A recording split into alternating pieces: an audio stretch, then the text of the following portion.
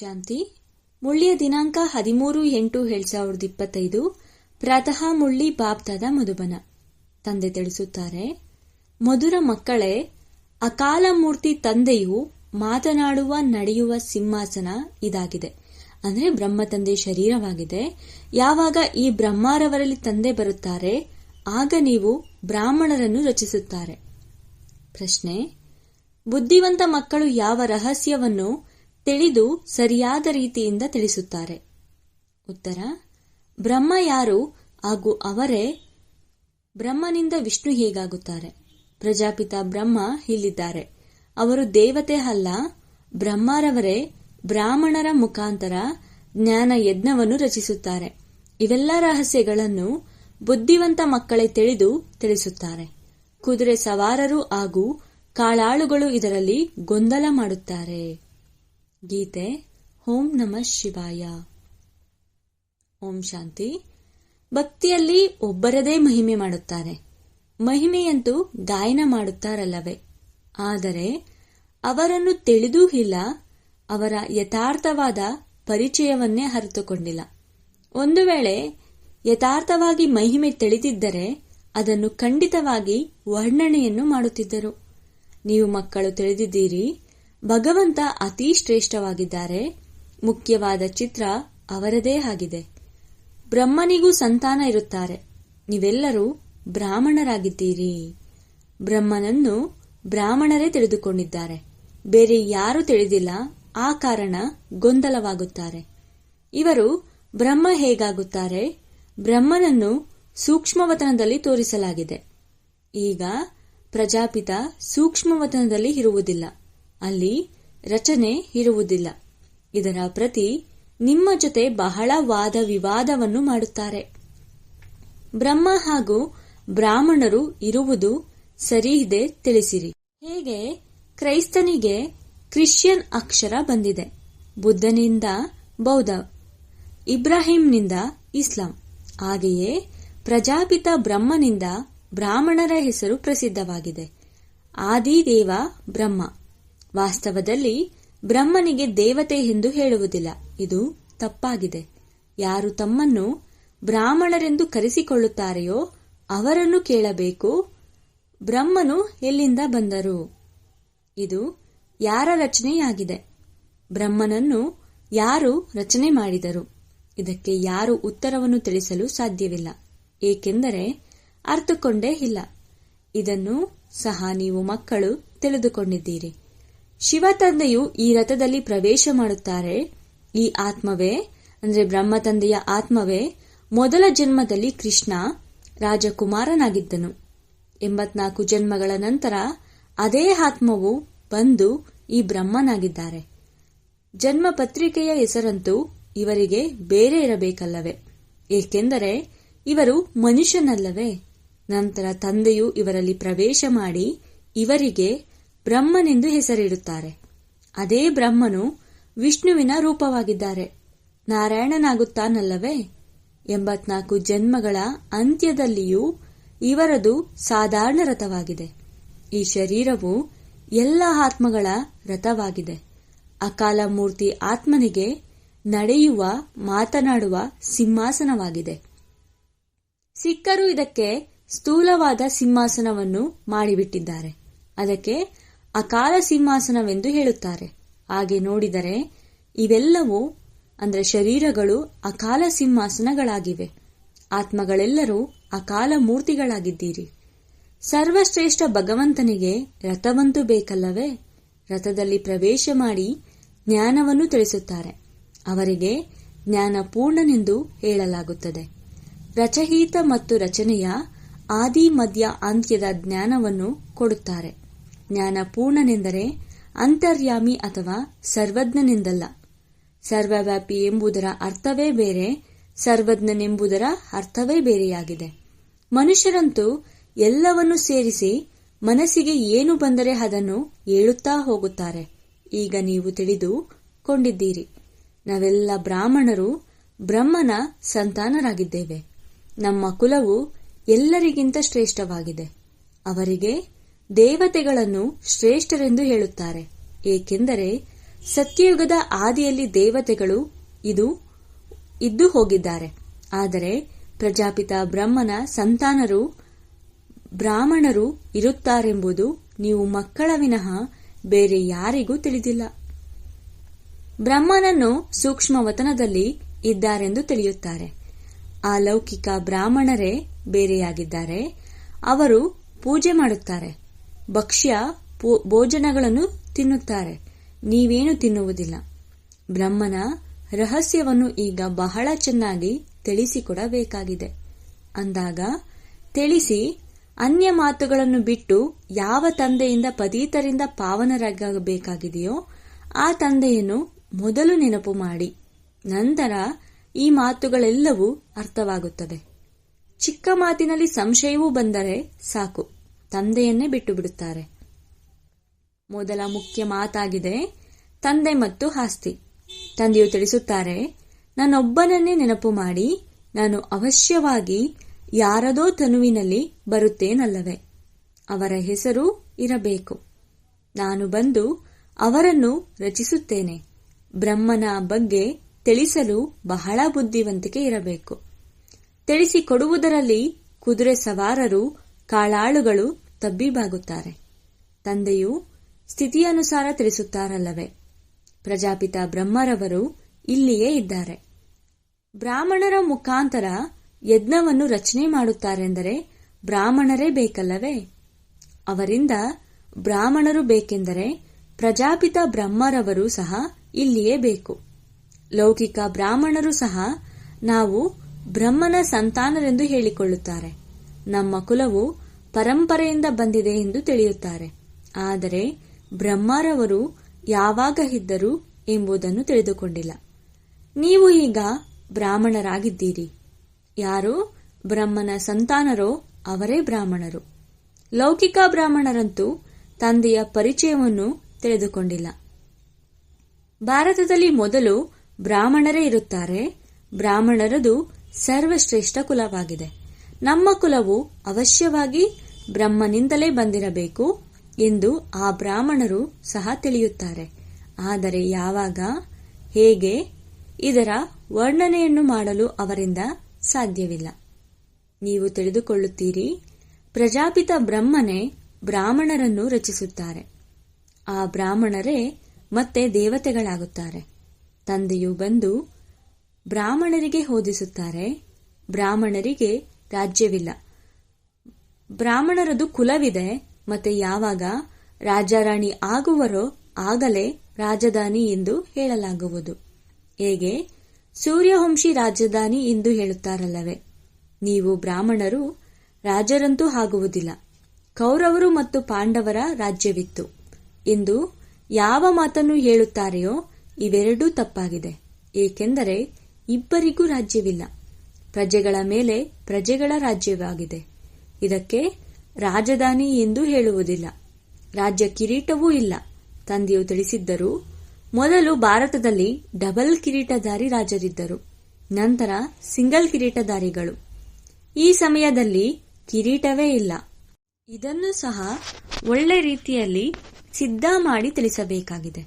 ಯಾರು ಒಳ್ಳೆಯ ಧಾರಣೆ ಮಾಡುವವರಿರುವರೋ ಅವರು ಚೆನ್ನಾಗಿ ತಿಳಿಸಬಲ್ಲರು. ಬ್ರಹ್ಮನ ಕುರಿತು ಹೆಚ್ಚು ಮಾತುಗಳನ್ನು ತಿಳಿಸಬೇಕಾಗುತ್ತದೆ. ಮನುಷ್ಯರು ವಿಷ್ಣುವನ್ನು ತಿಳಿದುಕೊಂಡಿಲ್ಲ ಅಂದಾಗ ಇದನ್ನಾದರೂ ತಿಳಿಸಬೇಕಾಗಿದೆ. ವೈಕುಂಠಕ್ಕೆ ವಿಷ್ಣುಪುರಿ ಎಂದು ಹೇಳಲಾಗುತ್ತದೆ. ಅರ್ಥಾತ್ ಲಕ್ಷ್ಮೀನಾರಾಯಣರ ರಾಜ್ಯವಿತ್ತು. ಕೃಷ್ಣನು ರಾಜಕುಮಾರನಾಗಿದ್ದರೆ ನಮ್ಮ ತಂದೆಯು ರಾಜನಾಗಿದ್ದಾರೆ ಎಂದು ಹೇಳುತ್ತಾರಲ್ಲವೇ? ಕೃಷ್ಣನ ತಂದೆಯು ರಾಜನಾಗಿರಲು ಸಾಧ್ಯವಿಲ್ಲ ಎಂದಲ್ಲ. ಕೃಷ್ಣನು ರಾಜಕುಮಾರನೆಂದು ಕರೆಸಿಕೊಳ್ಳುತ್ತಾನೆಂದರೆ ಅವಶ್ಯವಾಗಿ ರಾಜನ ಬಳಿ ಜನ್ಮವಾಗಿದೆ ಎಂದರ್ಥ.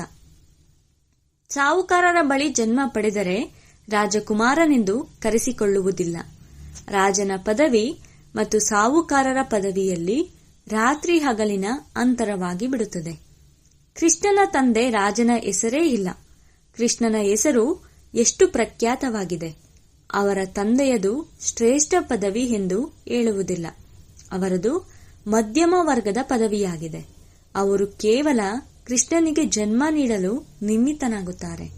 ಕೃಷ್ಣನ ಆತ್ಮನಿಗಂತಲೂ ಹೆಚ್ಚು ಓದಿದ್ದಾರೆ ಎಂದಲ್ಲ.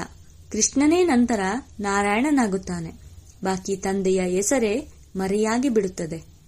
ಬ್ರಾಹ್ಮಣರು ಅವಶ್ಯವಾಗಿ ಇದ್ದಾರೆ, ಆದರೆ ವಿದ್ಯೆಯಲ್ಲಿ ಕೃಷ್ಣನಿಗಿಂತಲೂ ಕಡಿಮೆ.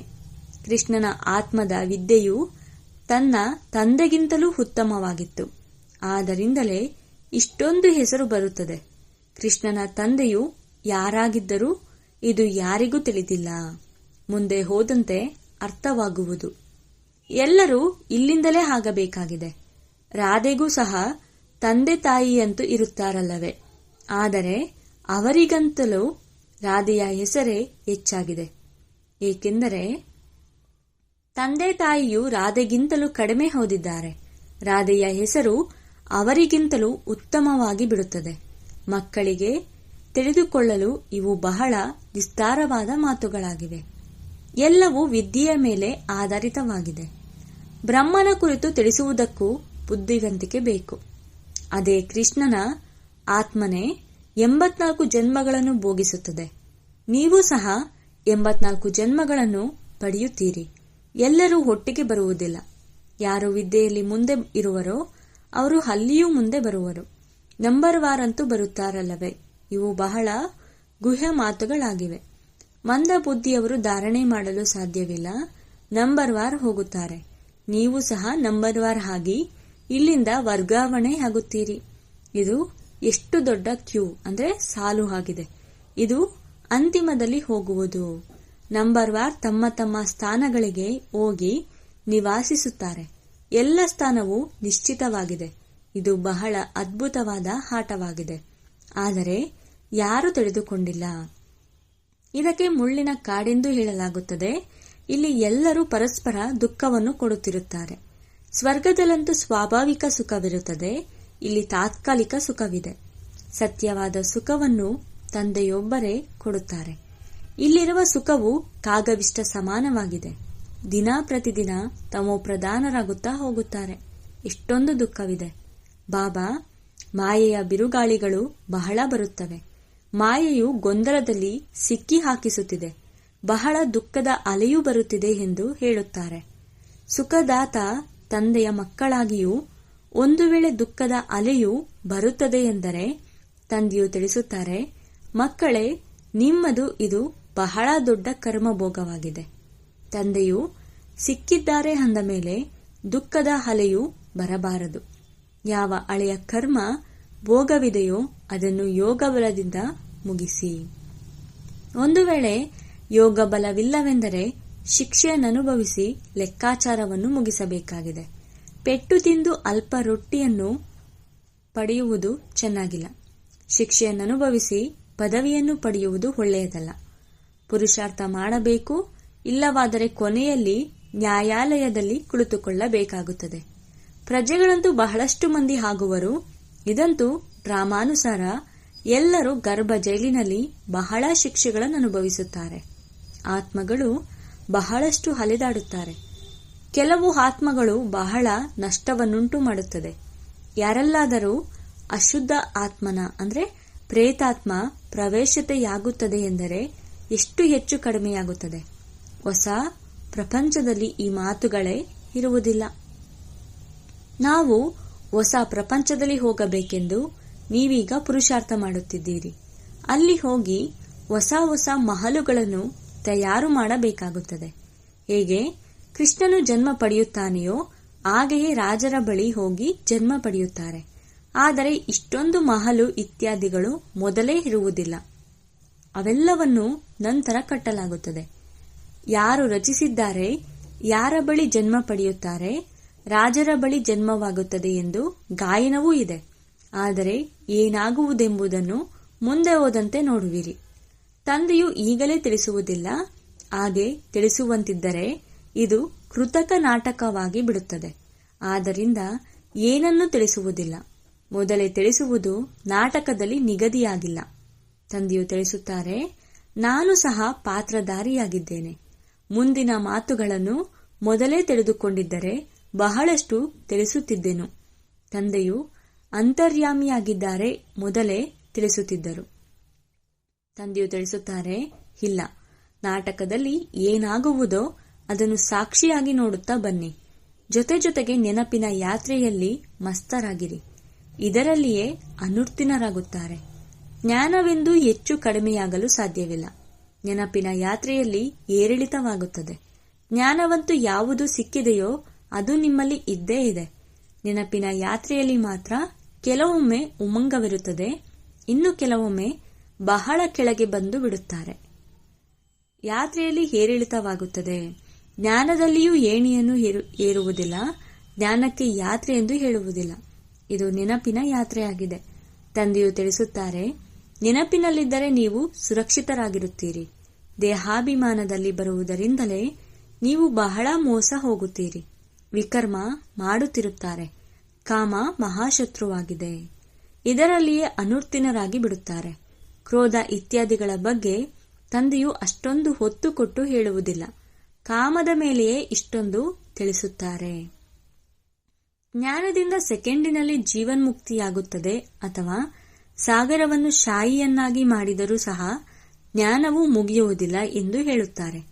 ಇಲ್ಲಿಯೇ ಕೇವಲ ತಂದೆಯನ್ನು ನೆನಪು ಮಾಡಿ ಎಂದು ಹೇಳುತ್ತಾರೆ. ಯಾವುದಕ್ಕೆ ನೆನಪು ಮಾಡುವುದೆಂದು ಹೇಳಲಾಗುತ್ತದೆ ಎಂಬುದನ್ನು ತಿಳಿದುಕೊಂಡಿಲ್ಲ. ಕಲಿಯುಗದಿಂದ ನಿಮ್ಮನ್ನು ಸತ್ಯಯುಗದಲ್ಲಿ ಕರೆದುಕೊಂಡು ಹೋಗಿ ಎಂದು ಹೇಳುತ್ತಾರೆ. ಹಳೆಯ ಪ್ರಪಂಚದಲ್ಲಿ ದುಃಖವಿದೆ.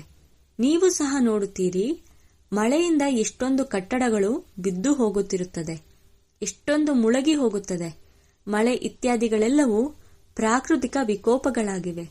ಇವೆಲ್ಲವೂ ಆಕಸ್ಮಿಕವಾಗಿ ಆಗುತ್ತಾ ಇರುವುದು. ಆದರೂ ಸಹ ಕುಂಭಕರ್ಣನ ನಿದ್ರೆಯಲ್ಲಿ ಮಲಗಿಬಿಟ್ಟಿದ್ದಾರೆ. ವಿನಾಶದ ಸಮಯದಲ್ಲಿ ಜಾಗೃತರಾಗುತ್ತಾರೆ, ಆದರೆ ಏನು ತಾನೇ ಮಾಡಲು ಸಾಧ್ಯ? ಮರಣ ಹೊಂದುತ್ತಾರೆ. ಭೂಮಿಯೂ ಸಹ ಬಹಳ ಜೋರಾಗಿ ಅಲುಗಾಡುತ್ತದೆ. ಮಳೆ, ಬಿರುಗಾಳಿ ಎಲ್ಲವೂ ಬರುತ್ತದೆ.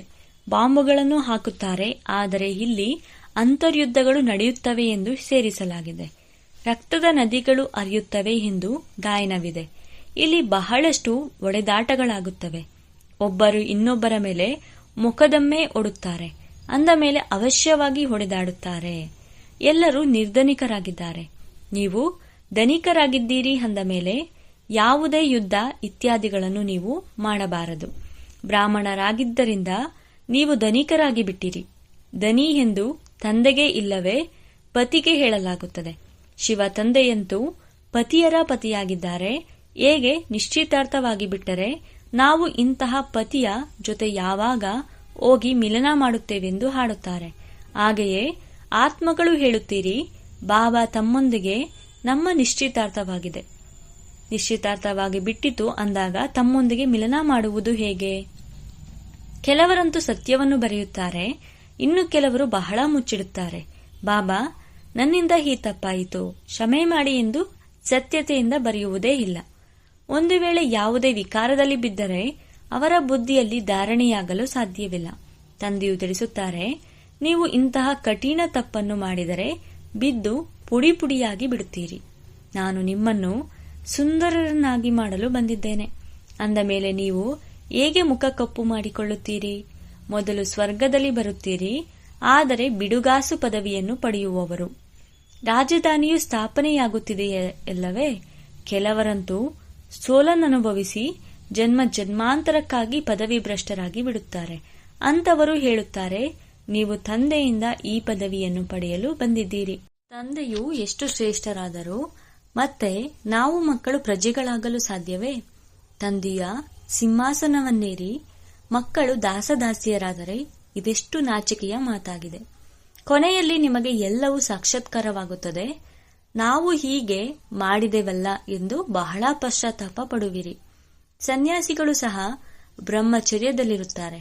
ಆದ್ದರಿಂದ ವಿಕಾರಿಗಳೆಲ್ಲರೂ ಅವರಿಗೆ ತಲೆಬಾಗುತ್ತಾರೆ. ಪವಿತ್ರತೆಗೆ ಮಾನ್ಯತೆ ಇದೆ. ಯಾರ ಅದೃಷ್ಟದಲ್ಲಿಲ್ಲವೆಂದರೆ ತಂದೆಯು ಬಂದು ಓದಿಸಿದರೂ ಸಹ ಉದಾಸೀನ ಮಾಡುತ್ತಿರುತ್ತಾರೆ. ನೆನಪನ್ನೇ ಮಾಡುವುದಿಲ್ಲ. ಬಹಳ ವಿಕರ್ಮಗಳಾಗಿ ಬಿಡುತ್ತವೆ. ನೀವು ಮಕ್ಕಳ ಮೇಲೆ ಈಗ ಬೃಹಸ್ಪತಿ ದಶೆ ಇದೆ. ಇದಕ್ಕಿಂತ ಶ್ರೇಷ್ಠ ದಶೆ ಮತ್ಯಾವುದೂ ಇಲ್ಲ. ನೀವು ಮಕ್ಕಳ ಮೇಲೆ ದಶೆಗಳು ಸುತ್ತುತ್ತಿರುತ್ತವೆ. ಒಳ್ಳೆಯದು. ಮಧುರಾತಿ ಮಧುರ ಅಗಲಿ ಹೋಗಿ ಮರಳಿ ಸಿಕ್ಕಿರುವ ಮಕ್ಕಳ ಪ್ರತಿ ಮಾತಾಪಿತಾ ಬಾಪ್ದಾದರವರ ನೆನಪು, ಪ್ರೀತಿ ಹಾಗೂ ಸುಪ್ರಭಾತ. ಆತ್ಮಿಕ ಮಕ್ಕಳಿಗೆ ಆತ್ಮಿಕ ತಂದೆಯ ನಮಸ್ತೆ. ಆತ್ಮಿಕ ಬಾಪ್ದಾದರವರಿಗೆ ಆತ್ಮಿಕ ಮಕ್ಕಳ ನೆನಪು, ಪ್ರೀತಿ ಹಾಗೂ ನಮಸ್ತೆ ನಮಸ್ತೆ ನಮಸ್ತೆ. ಧಾರಣೆಗಾಗಿ ಮುಖ್ಯ ಸಾರ. ಮೊದಲನೇ ಪಾಯಿಂಟು, ಈ ಡ್ರಾಮದ ಪ್ರತಿಯೊಂದು ದೃಶ್ಯವನ್ನು ಸಾಕ್ಷಿಯಾಗಿ ನೋಡಬೇಕು. ಒಬ್ಬ ತಂದೆಯ ನೆನಪಿನಲ್ಲಿ ಮಸ್ತರರಾಗಿರಬೇಕಾಗಿದೆ. ನೆನಪಿನ ಯಾತ್ರೆಯಲ್ಲಿ ಎಂದು ಉಮಂಗವು ಕಡಿಮೆಯಾಗದಿರಲಿ. ಎರಡನೇ ಪಾಯಿಂಟು, ವಿದ್ಯೆಯಲ್ಲೆಂದೂ ಉದಾಸೀನರಾಗಬಾರದು. ತಮ್ಮ ಶ್ರೇಷ್ಠ ಅದೃಷ್ಟವನ್ನು ರೂಪಿಸಿಕೊಳ್ಳಲು ಅವಶ್ಯವಾಗಿ ಪವಿತ್ರರಾಗಿರಬೇಕಾಗಿದೆ. ಸೋಲನ್ನನುಭವಿಸಿ ಜನ್ಮ ಜನ್ಮಾಂತರಕ್ಕಾಗಿ ಪದವಿ ಭ್ರಷ್ಟ ಮಾಡಿಕೊಳ್ಳಬಾರದು.